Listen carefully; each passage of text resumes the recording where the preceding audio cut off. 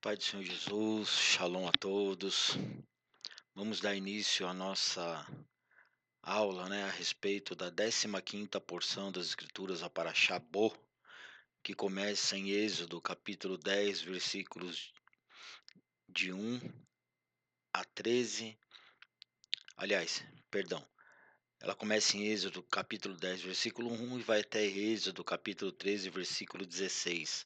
A porção dos profetas está em Jeremias 40, capítulo 46, versículos 13 a 18.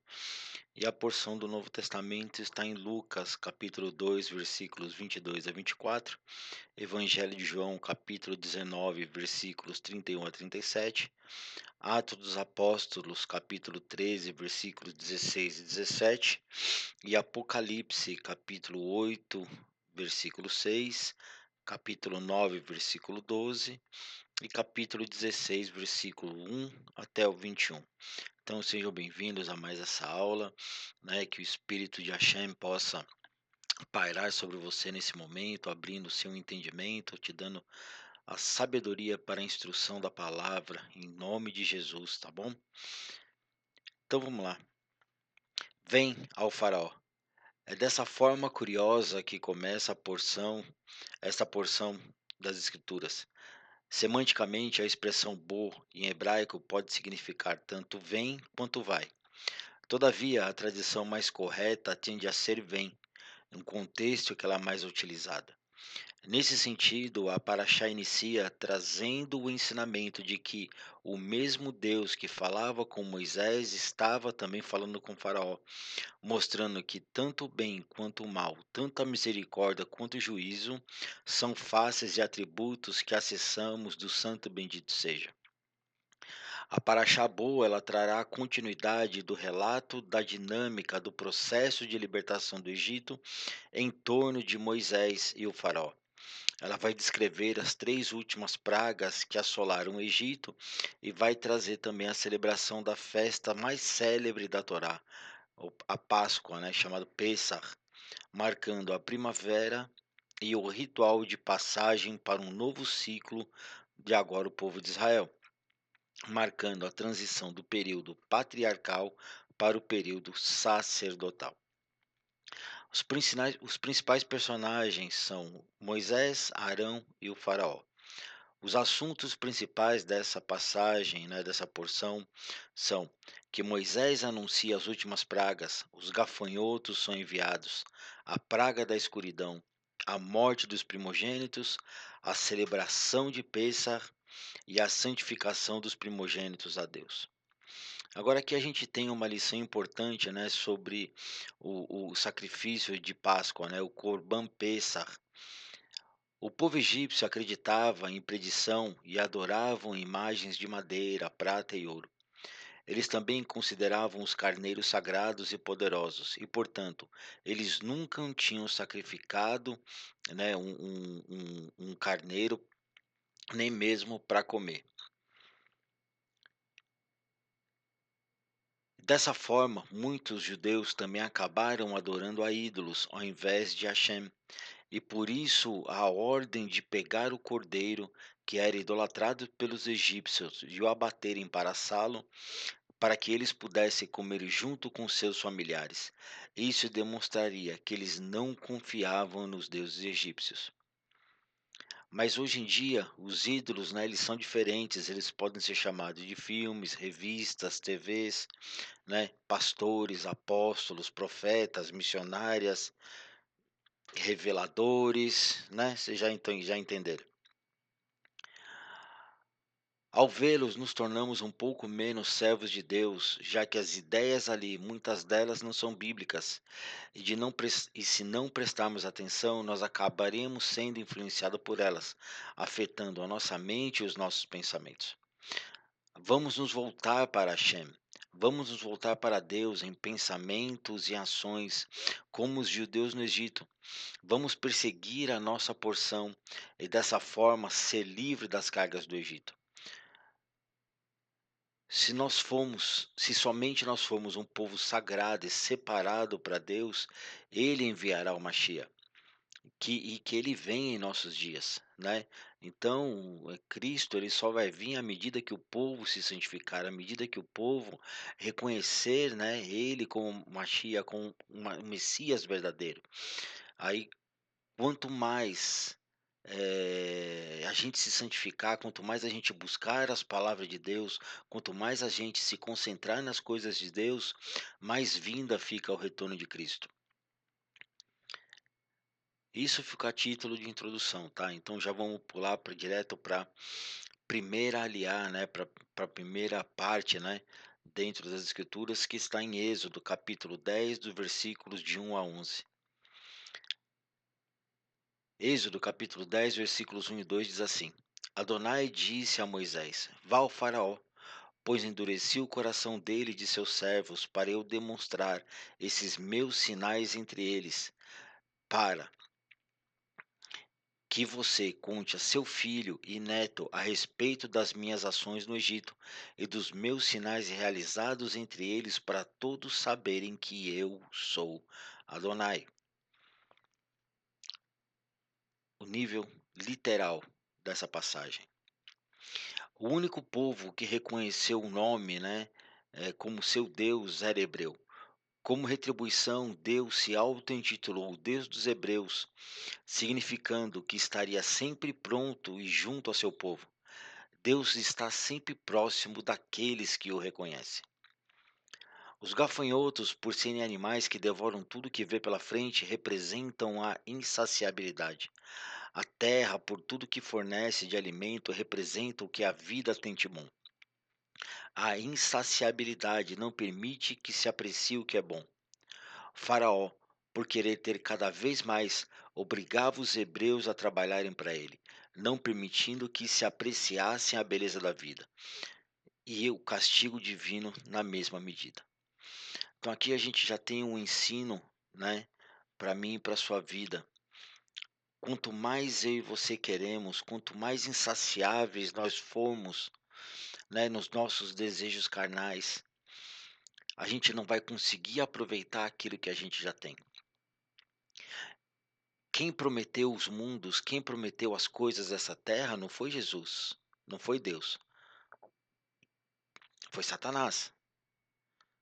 Vê lá no Evangelho de Mateus, no capítulo 4. Satanás pega Jesus, leva no alto do monte e diz: Se me prostrar e me adorar, te darei todos os reinos da terra. Então a gente precisa parar com esse negócio de querer as coisas, né, toda hora nesse mundo. Veja bem, desejar morar, né, em uma casa melhor, ter um carro melhor, veja bem, isso não é pecado, não é disso que se trata. Mas a partir do momento que isso começa, aliás, a partir do momento que eu vou buscar a Deus somente por essas coisas, eu preciso acender um sinal de alerta. Porque eu posso começar a receber as coisas e não é Deus que está me dando. Pare e pense. Pare e pensa nisso. E quanto mais eu quero, mais eu vou correr atrás, né. Sabe aquela história, o cara ele tem um carro, aliás, ele está trabalhando, ele começa a ganhar R$ 5.000. Aí aliás, ele começa ganhando R$ 3.000, por exemplo. Aí vai trabalhando, começa a comprar, né, começa a comprar suas coisinhas, começa a comprar o seu carrinho, aí no ano seguinte ele é promovido, ele ganha 5.000. Aí o que que ele faz? Ele vai trocar de carro, ele vai trocar de TV, ele vai trocar de geladeira. Aí no ano que vem ele é promovido, ele passa a ganhar, R$ 7.000. Aí ele já vai trocar o carro de novo. Vocês compreenderam o raciocínio? A insaciabilidade, quanto mais eu quero, mais eu vou trabalhar para ter. E isso me impede muitas vezes eh, de apreciar aquilo que Deus já tem derramado na minha vida. Então nós precisamos achar sempre o caminho do meio, sempre o caminho do equilíbrio, né, para que a gente ache a medida certa, para que a gente ande na medida que Hashem, que Deus estabeleceu para nós. Os egípcios não permitiam aos hebreus comerem de suas plantações, os gafanhotos a destruíam, de modo que os próprios egípcios não puderam usufruir delas. É o castigo aplicado na mesma medida. Os servos percebem que ninguém consegue deter a Deus e que por ele estar do lado dos hebreus, nada poderia salvar o Egito de seus castigos. Quem está do lado de Deus sempre vencerá os seus inimigos. O verdadeiro líder de um povo deve considerar todos os segmentos da sociedade ao decidir fazer algo que afete a todos, inclusive os animais. A libertação dos hebreus merecia uma comemoração divina. Deus se alegra quando os seres humanos bons se veem livres dos grilhões de qualquer espécie. Faraó sabia que se deixasse ir todo o povo, este não mais regressaria. Uma maneira de controlar um povo é provocar a sua divisão. Não oprima seu semelhante. Deus se alegra quando as pessoas boas ficam livres de opressão. Não seja insaciável. Por isso não permite, né, que você possa apreciar tudo aquilo que Deus já te deu. Se você é um líder, não se esqueça de considerar todos os seus liderados em suas ações e decisões. O mesmo deve decorrer na família. Fuja do líder perverso e duvide que divide o povo para conseguir controlá-lo. Tá? Então, essa primeira passagem, essa primeira porção, a gente vai passar um pouco mais rápido, né? Vamos ficar somente no nível literal da palavra, né? Depois você reveja essa aula, medite com as escrituras, porque tem muita coisa boa para falar, né, sobre essa paraxá, sobre essa porção, e principalmente agora aqui a partir, né, da segunda aliá, que começa em Êxodo, no capítulo 10, nos versículos 12 a 23. E Deus disse a Moisés: Estende a tua mão sobre a terra do Egito, para que venha o gafanhoto, e que ele coma toda a erva de tudo que foi deixado pela chuva de pedras. Deus poderia ter enviado os gafanhotos sem se utilizar do vento. O fato de ter o feito dessa maneira mostra que frequentemente ele utiliza da natureza para fazer os milagres.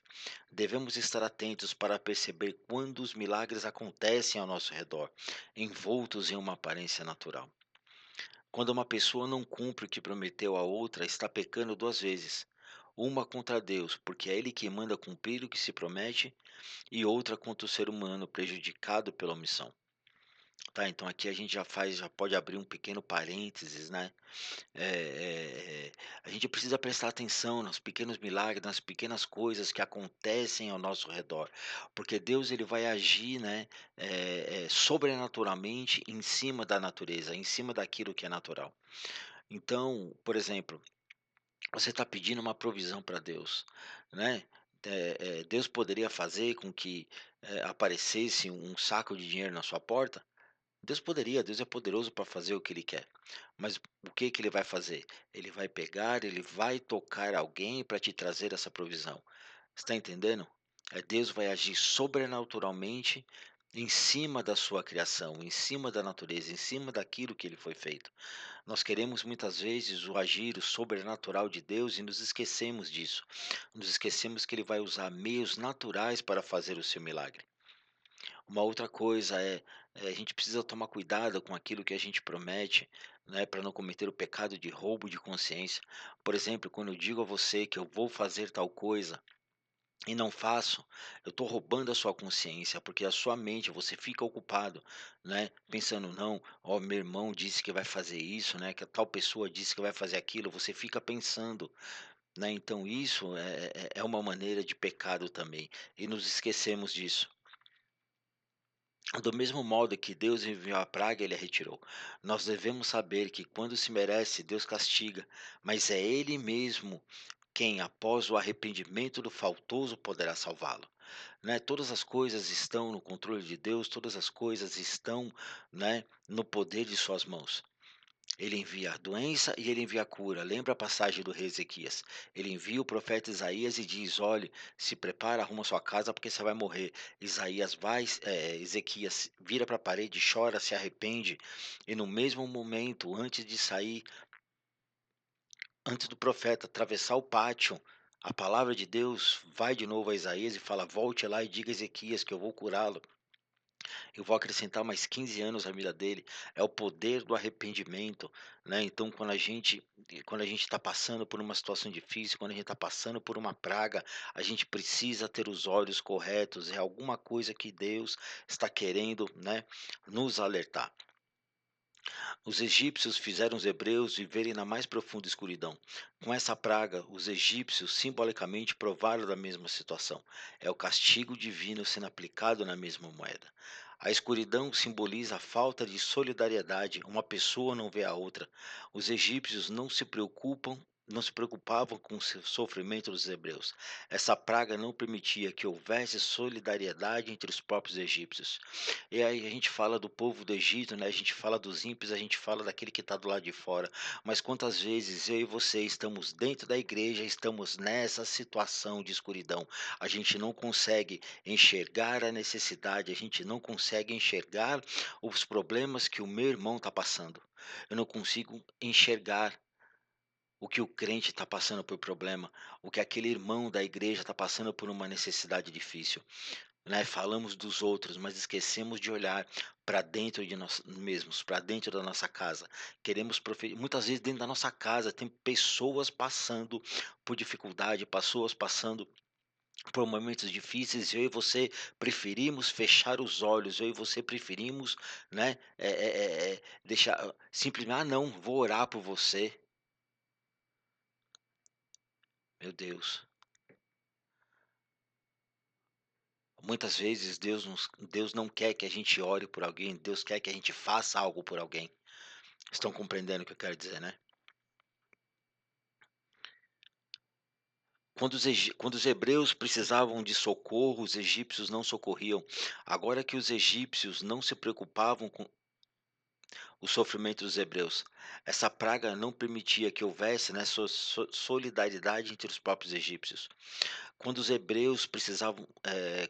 hebreus percebiam que a cada praga enviada ao Egito estava próxima da sua libertação, eles sabiam que a demora se devia à vontade de Deus de castigar os egípcios. Havia luz em suas habitações, isso é, esperança em suas almas. Nós não devemos perder a fé em Deus.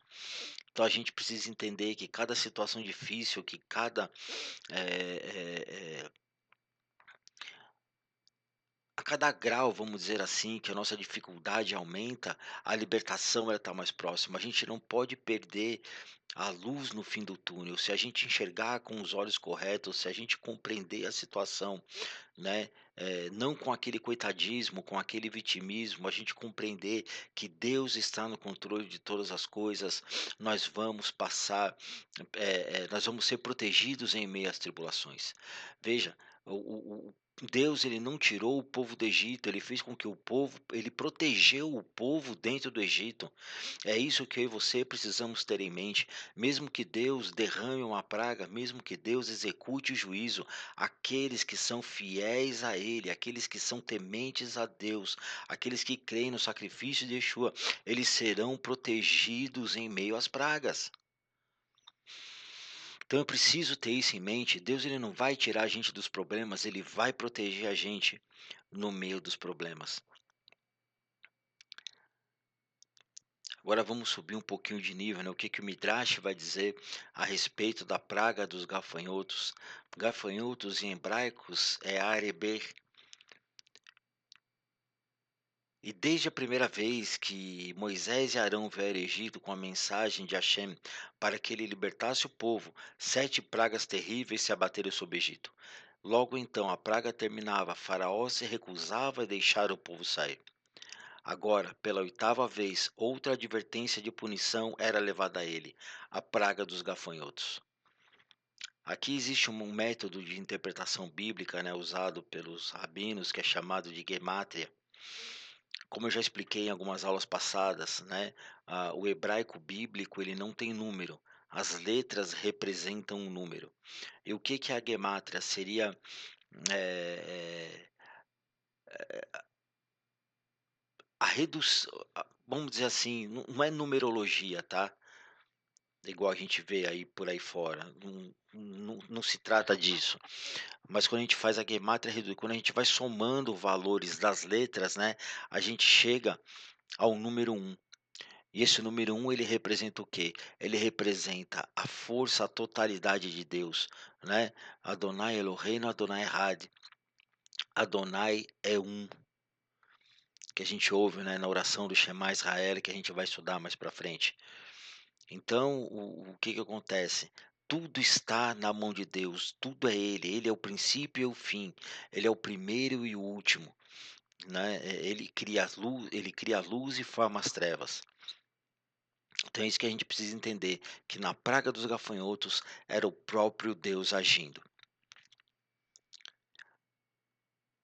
Quando os servos de Faraó ouviram esse aviso, eles se dirigiram ao Faraó e suplicaram: quanto mais tempo o Senhor deixará que este homem faça problemas para nós? Permita que ele leve os homens judeus para servir a Hashem, mas mantenha as mulheres e as crianças no Egito, para garantir que eles voltem. O faraó chamou Moisés e Arão e lhes perguntou: quem vocês querem tirar do Egito para servir a Hashem? Todos os judeus, responderam eles. Homens, mulheres, crianças e até os nossos animais nós levaremos. O coração de Faraó continuou endurecido e mandou Moisés e Arão embora. Dessa maneira, Hashem enviou um vento muito forte que carregou os gafanhotos para a terra do Egito. Os egípcios já tinham visto gafanhotos antes, mas nunca tantos ao mesmo tempo. Haviam milhões e os céus estavam repletos dele, de modo que não conseguiam enxergar o sol. A praga anterior, o granizo, havia destruído quase todos os grãos, folhas e grama do Egito. Agora os gafanhotos atacaram e comeram todo o restinho de grãos que ainda sobrara, de modo que não havia vegetação em todo o Egito. Os gafanhotos ficaram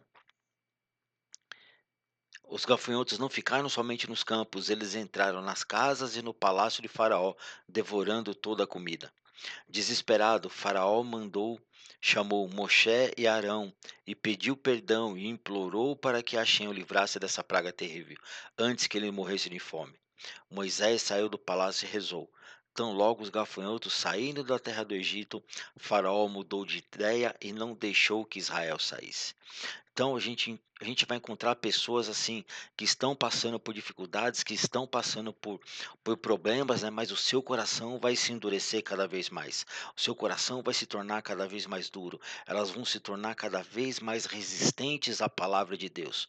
E veja bem, meu irmão, mas aqui já vem uma coisa para nós. Os rabinos eles vão dizer que existem pessoas que Deus vai fechar os caminhos do arrependimento. E terei misericórdia de quem eu quiser ter misericórdia. Então, e se Deus não quiser mais ter misericórdia de nós? Há tempos eu venho falando isso. Então a gente precisa enxergar essas coisas da melhor forma. As situações difíceis, né, os problemas não podem endurecer o nosso coração, não podem nos afastar de Deus, porque isso vai nos trazer problemas. Deus pode enviar uma praga mais forte, uma praga pior, para tentar nos convencer. Hasve shalom lo aleinu, Deus nos livre, não a nós. A nona praga, a escuridão, chamada de Rosher, e fazendo a gemátria, né, ela vem a palavra 13, que quer dizer errado, que quer dizer um. Isaías 45:7. Eu formo a luz e crio as trevas, eu faço a paz e crio o mal, eu, o Senhor, faço todas as coisas. O faraó não desfrutou do fim dos gafanhotos por muito tempo. Hashem disse a Moisés: estique a sua mão em direção ao céu, e a escuridão descerá sobre o Egito. Moisés obedeceu, e a escuridão começou a cobrir toda a terra do Egito como uma coberta preta e pesada. O dia era mais escuro do que a noite, e a noite era ainda mais escura do que isso. Os egípcios não conseguiam reconhecer contornos nem imagens de tão espessa e profunda que era a escuridão. Aqui também já vai já pode, meu Deus. Quantas pessoas você conhece que estão nessa escuridão, que não conseguem enxergar, né, as nuances de Deus, que não conseguem enxergar a palavra, que não conseguem enxergar a salvação, que não conseguem, elas estão tão endurecidas. Meu Deus, e muitas vezes isso não é nem fora da igreja, são pessoas próximas a nós, são pessoas do nosso convívio que estão com o coração tão endurecido a ponto de ficarem cegas. Meu Deus, que a luz de Hashem venha sobre a vida dessas pessoas em nome de Jesus. Que a escuridão seja dissipada, que a escuridão seja levada para longe, para que haja arrependimento e para que haja restauração e resgate de vidas. Meu Deus, é muito forte isso.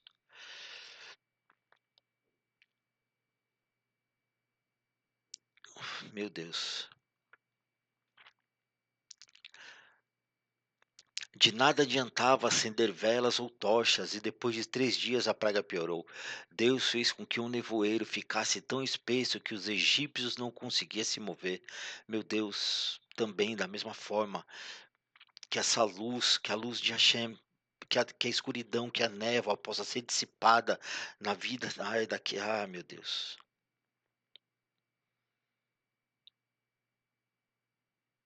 Interceda por aqueles que estão em trevas, interceda por aqueles que estão na escuridão, para que o nevoeiro se disperse, para que o nevoeiro se desfaça, para que essa pessoa possa ser tocada por Deus e que haja restauração.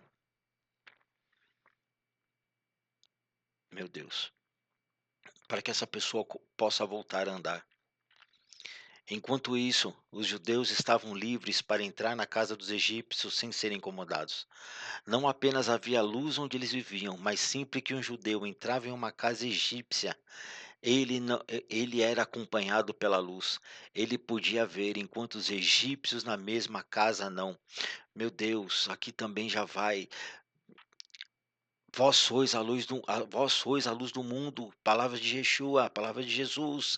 Você tem que ser a luz em meio às trevas, você tem que ser a luz que ilumina o caminho para aqueles que estão na escuridão, e você não pode se deixar tomar pela escuridão. Você tem que manter a sua chama acesa, você tem que manter a sua chama brilhando em meio à escuridão, por mais difícil que isso seja.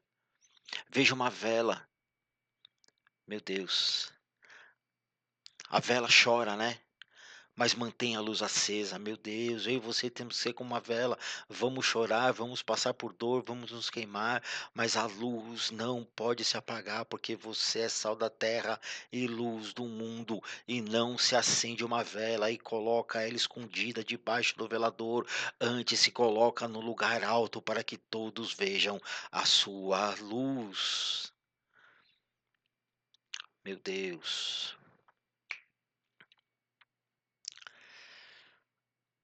Entre os judeus haviam muitos que não acreditavam que Moisés e Arão tinham realmente sido enviados por Deus para libertar o povo do Egito. Eles diziam: Não acreditamos que algum dia sairemos dessa terra. E mesmo se isso acontecer, certamente morreremos de fome no deserto. Nós preferimos ficar no Egito. Quantas pessoas preferem ficar escravas? Quantas pessoas preferem continuar no Egito a não serem libertas porque não acreditam na palavra de salvação, porque não acreditam que Deus enviou uma pessoa para interceder por elas? E Hashem puniu esses rechainhos, esses perversos que viviam entre os judeus. Eles morreram durante a praga da escuridão sem que os egípcios vissem, pois do contrário eles diriam: Tá vendo esses judeus sendo mortos? Eles são tão mal quanto nós. Aí tem gente morrendo aí que você nem sabe. E é Deus agindo, tá? É Deus agindo. Quando a praga da escuridão acabou, o faraó mais uma vez chamou a Moisés e Arão e disse: Dessa vez estou disposto a deixar todos vocês saírem. No entanto, vocês devem deixar seus rebanhos e gado, pois precisamos deles. Nós também precisamos, respondeu Moisés. Hashem quer que ofereçamos sacrifícios. O faraó gritou: Saia daqui. Se ousar vir ao meu palácio novamente, eu matarei você. Moisés respondeu: Eu não voltarei aqui. Estou avisando agora sobre a última praga. Hashem, ele próprio descerá sobre o Egito no meio da noite e matará a todos os egípcios que são primogênitos de seus pais. Depois dessa praga, você e seus servos virão até mim e implorarão para irmos embora. Moisés deu um tapa no rosto de Faraó e dessa forma ele puniu Faraó por sua arrogante ameaça de matá-lo. E então Moisés saiu.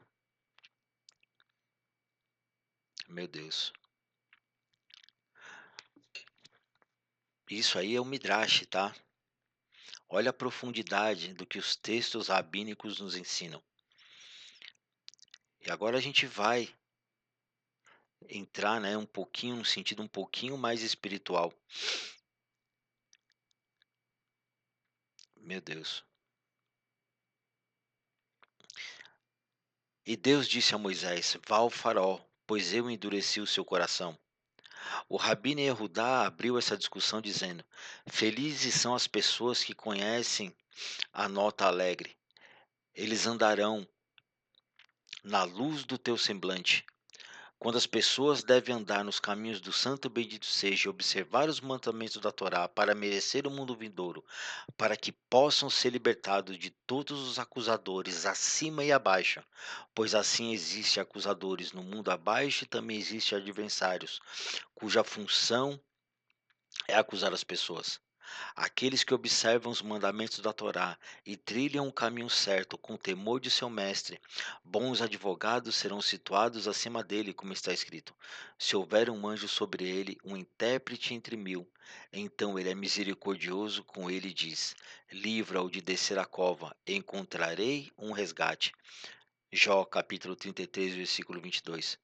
Portanto, afortunado é aquele que observa os mandamentos da Torá, né, os rabinos dizendo o quão importante é a gente estudar a Torá, o quão importante é a gente, né, estar sobre a mão de Deus, estudando a Torá, estudando a sua palavra, porque aí quando nós estudamos a Torá, um advogado, né, vamos dizer assim, é, é, é, é colocado para nos defender nas regiões celestiais. Lembre-se que os rabinos dizem que existe um Beit Din, que existe um tribunal celestial que nos julga às segundas e às quintas-feiras. Passamos por pequenos juízos e um grande juízo em Rosh Hashanah. E em Rosh Hashanah aliás, passamos por um juízo em Rosh Hashanah quando os decretos são emitidos e em Yom Kippur nós recebemos o perdão. Mas isso vai ficar para as outras aulas. Tá? Então, todos os dias eu e vocês somos julgados, passamos por pequenos julgamentos no tribunal celestial. E se eu e você estudamos a Torá, né, a luz da Torá, a luz dessas passagens, ela ilumina a nossa alma, ilumina a nossa mente, e um bom advogado intercede por nós, impedindo com que o acusador nos acuse. Meu Deus, a gente precisa voltar aos ensinamentos da Bíblia. A gente precisa voltar a conhecer as Escrituras, se a gente quiser ter uma vida, eh eh eh, eu não vou dizer tranquila, mas com a proteção de Deus, porque nós não estamos isentos dos problemas, né. Jesus mesmo ele disse que no mundo nós teríamos aflições, mas que nós deveríamos ter bom ânimo, e é somente através da palavra que eu tenho bom ânimo, é somente através da palavra que eu consigo caminhar, né, todos os dias. Meu Deus.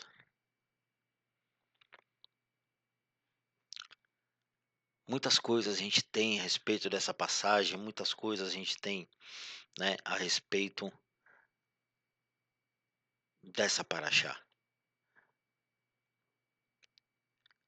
Falando como um novo mês começa, né, mas vamos deixar isso, esses aprofundamentos, né, para um outro momento, vamos deixar esses aprofundamentos para as outras aulas. Êxodo capítulo 11, versículos 4 e 6. E Moisés falou: Eis que Adonai diz: Por volta da meia-noite eu passarei pelo Egito, e todos os primogênitos da terra morrerão, desde o primogênito do faraó sentado no trono, até o primogênito da escrava que trabalha no moinho, e todos os primogênitos do gado. Meia-noite é a hora em que a escuridão é mais intensa, quando a luz está mais distante. É o momento adequado para castigar os que se submetem outros ao sofrimento, tornando a vida deles verdadeiras trevas. Deus castiga da maneira certa e na hora certa. Esse castigo foi mandado por Deus em retribuição à morte dos meninos hebreus no Nilo, ordenada pelo faraó.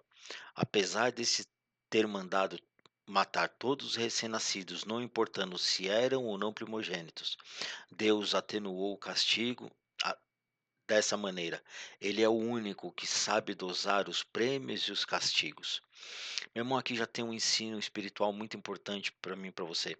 Os rabinos vão dizer que à meia-noite a gente deve se levantar para estudar a Torá, porque a partir da meia-noite Deus ele está julgando o mundo, ele está enviando anjos de destruição para punir os perversos. E quando eu e você nos levantamos para estudar a Torá, a gente está injetando santidade nesse mundo. A gente está injetando palavras de Torá nesse mundo. E aí o juízo ele é amenizado. Tá? Isso é uma coisa espiritual. Mas, pronto.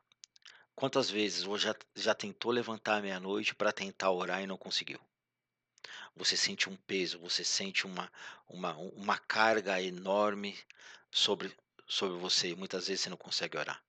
Pois bem, é justamente sobre isso.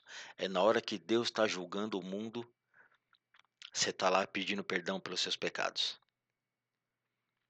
Coloca da seguinte forma: quem tem irmão já deve ter passado por isso.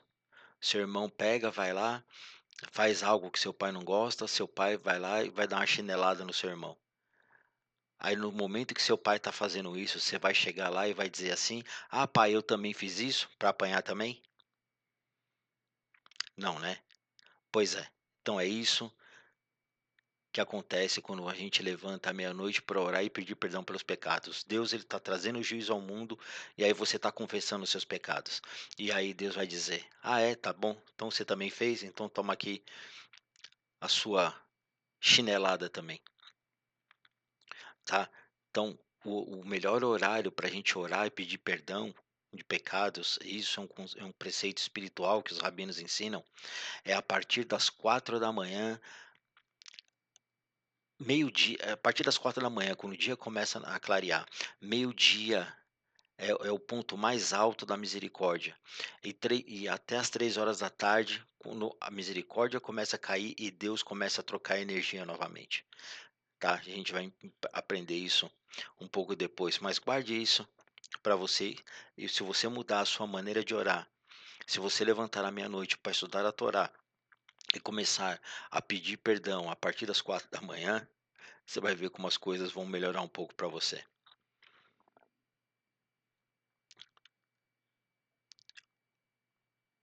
O cão utiliza sua língua para lamber, agradar as pessoas de quem gosta, e o faz com delicadeza.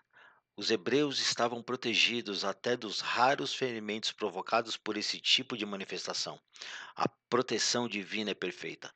Deus deixa bem claro que é ele de quem ele gosta, de quem ele abomina, para que todos saibam de quem aprender e como agir. Os servos é que tomarão a iniciativa de expulsar os hebreus do Egito, pressionando o faraó para tanto. Nenhum déspota poderá manter o povo sofrendo indefinidamente, sob a pena de perder o seu poder. Este foi o primeiro mandamento de Deus aos hebreus como povo. A libertação do cativeiro significa uma nova era, justificando contar-se o tempo a partir desse momento. Não devemos ficar presos a um passado de sofrimentos. Ao melhorarmos a nossa vida, nós devemos começar a contar o tempo a partir daí. O cordeiro era um animal sagrado para os egípcios. Não podiam ser postos em cativeiro. Os hebreus foram ordenados a prender algo muito caro aos egípcios, do mesmo modo que eles prenderam algo muito caro para Deus, que eram os hebreus. Deus queria que todos tivessem sua porção de cordeiro, considerando como unidade mínima a família. Isso mostra a importância da célula familiar. Deus também quer que não haja desperdício, ordenando que todas as sobras sejam compartilhadas com vizinhos. Nós devemos procurar manter as relações cordiais com vizinhos e compartilhar com ele as coisas boas que estiverem sobrando. Não se deve querer obter mais do que se é capaz de aproveitar. Esse cordeiro simboliza a liberdade, e ela deve ser íntegra e sem falhas. Com um ano, o cordeiro já está formado e já sabe se defender sozinho. é independente de seus pais. A verdadeira liberdade é ser independente, como saber defender o seu ponto de vista adultamente. O cordeiro deve ter sido criado pela pessoa que irá consumi-lo. Tudo aquilo que se cria pessoalmente é mais valorizado. Os cordeiros eram considerados animais sagrados. Mantê-los em cativeiro à mostra durante 4 dias era um ato de coragem dos hebreus. Porém, eles nada temeram, pois estavam obedecendo às ordens divinas. Ou seja, nós devemos obedecer a Deus, não importando quão perigoso isso seja. O sangue simboliza o sacrifício. A porta simboliza uma passagem para um novo ambiente, uma nova situação. Colocar o sangue nas portas significava estar disposto a se sacrificar para conseguir uma nova situação, a liberdade. Grelhar significa colocar a carne em contato direto com o fogo. O fogo representa a presença divina. A carne mal passada contém sangue. A carne cozida na água tem baixa consistência. A verdadeira liberdade deve ter boa consistência, ser usufruída sem derramamento de sangue e ter a presença divina considerada em suas manifestações. Os pães ázimos simbolizam a pobreza dos escravos. Quando se recupera a liberdade, não se deve esquecer dos momentos de amargura vividos, solidarizando-se com as pessoas que levam uma vida amarga. A cabeça é a sede dos pensamentos, os pés simbolizam os deslocamentos e as entranhas aproveitam os recursos naturais, transformando em energia vital. Grelhar significa, né, estar em contato direto com o fogo, que representa a presença divina. Quando em liberdade, nós devemos procurar nos deslocar sempre em direção a Deus, com o pensamento dirigido a Ele, utilizando as nossas energias para aproveitar da melhor forma os recursos que Ele nos proporciona. As sobras do cordeiro simbolizam o excesso de liberdade, que deve ser prejudicial tanto para nós quanto para o próximo. Se nós tivermos em mente a presença divina representada pelo fogo, essa tendência será neutralizada. Aqui eu quero fazer um comentário. Liberdade demais atrapalha. Meu irmão, veja as pregações, vejam louvores, vejam cultos que estão acontecendo por aí. É cada coisa que eu vejo na internet que chega a me arrepiar os ossos. Essa tal liberdade que está sendo pregada, né, em nome de Cristo. É verdade que em Cristo nós somos livres, mas existe uma liberalidade que está ultrapassando todos os limites. Por isso eu te digo, meu irmão, volte às Escrituras, seja um pouco mais conservador com suas escolhas, porque liberdade demais prejudica. O sangue refletia o abate dos cordeiros que representavam os deuses egípcios, pois eram adorados como tais. Quando Deus via que as casas possuíam o sinal de que os deuses egípcios foram abatidos, passava sobre elas, poupando seus moradores da praga da morte dos primogênitos. Aquele que creem no verdadeiro Deus são agraciados com a sua misericórdia. Meu irmão, aqui eu já quero dizer para você assim, se você pegar o sangue do sacrifício do cordeiro e passar pelas portas da sua casa, a praga não se abaterá sobre ela. Mas você precisa fazer isso da maneira correta, você precisa fazer isso, né, com toda a sua fé, com todas as suas forças, se dedicando ao estudo da palavra, se dedicando ao estudo da Torá,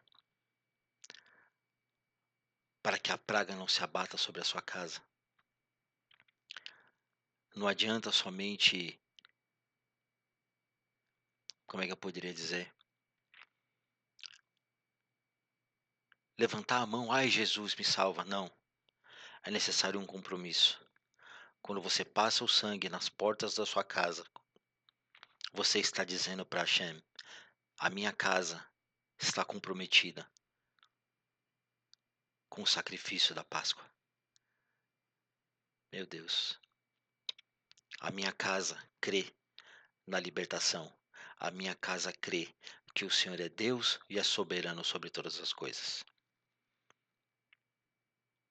Muito mais coisas nós temos sobre essa porção das Escrituras, coisas fantásticas.